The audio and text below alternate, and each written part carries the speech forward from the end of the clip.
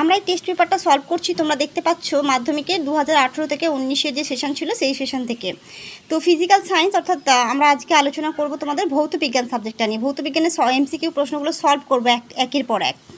তো দেখো, ভিডিওটি একটু স্কিপ করবে না, খুবই গুরুত্বপূর্ণ ভিডিওটি হতে চলেছে। কোনটি জীবাশ্ম জ্বালানি নয়? এখানে কয়লা, ডিজেল, সৌরশক্তি, পেট্রোল। সঠিক উত্তরটি হবে সৌরশক্তি।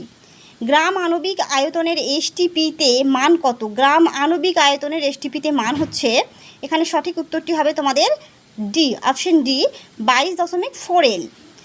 নেক্সট, কার্বনযুক্ত কোনো গ্যাসীয় পদার্থের বাষ্প ঘনত্ব 13 হলে তার আণবিক সংকেত নিচের কোনটি হতে পারে?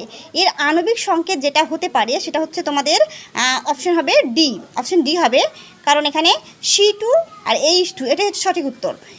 এসআই পদ্ধতিতে তাপ পরিবাহিতার একক হলো, এসআই পদ্ধতিতে তাপ পরিবাহিতার একক হচ্ছে তোমাদের অপশন